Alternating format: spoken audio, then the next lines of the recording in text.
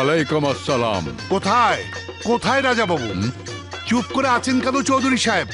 বলুন আমার হবু জামাই কোথায়? দেখতে কোনো সুপারস্টার হিরোর মতো নাকি কমেডিয়ানের মতো?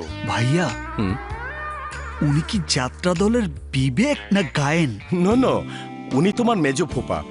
এই ফ্যামিলির জন্য নিজের জীবন উৎসর্গ করে দিতেও দ্বিধাবোধ করেন না, তাই চোখ দুটোকে চিরদিনের জন্য হারিয়েছে। কি হলো, আমার জামাই বাবাজি কোথায়? আরে এই তো আঙ্কেল, এই যে এখানে, এই যে। 25 বছর পর তুমি আসবে জেনে আমার মেয়ে জন্ম নেওয়ার পরই ওকে তোমার বউ করব বলে আমি সিদ্ধান্ত নিয়ে রেখেছিলাম, আর তাই তোমার সাথে দেখা করানোর জন্য ওকে নিয়ে এসেছি। মা সুইটি, এদিকে আয় তো মা। নো ড্যাড, আমার লজ্জা লাগছে। ও লজ্জা পেলে মুখ খুলে কিছু বলতে পারে না, তাই যা বলার তোমাকেই বলতে হবে।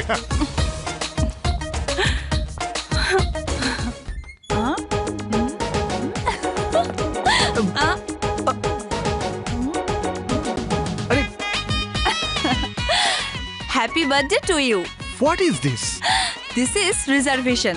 মানে আমাদের এঙ্গেজমেন্ট উপলক্ষে ড্যাডি তোমার জন্য এই আংটিটা কিনে রেখেছে, তাই এইটা তোমাকে পরিয়ে দেওয়া মানে আমাদের বিয়ে অর্ধেক হয়ে গেছে।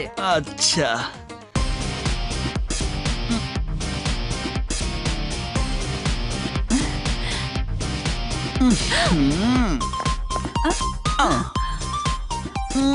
আরে আরে, এ কি করছো?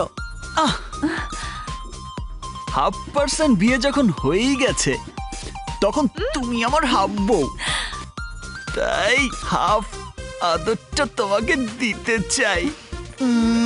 ওহো, বিয়ের আগে এসব নয়। ঠিক আছে, তাহলে জড়িয়ে ধরি।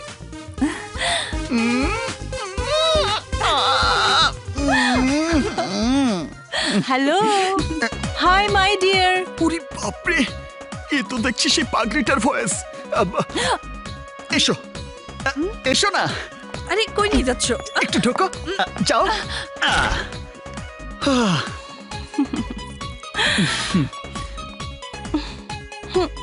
তোমার কথা ভাবতে ভাবতে আমার না ঘুম আসছে না। আমার মনে হলো আমার মতো তোমারও একই অবস্থা, আর তাই লজ্জা শরমের মাথাকে তোমার কাছে ছুটে এলাম। ও ওরে বাবা, মা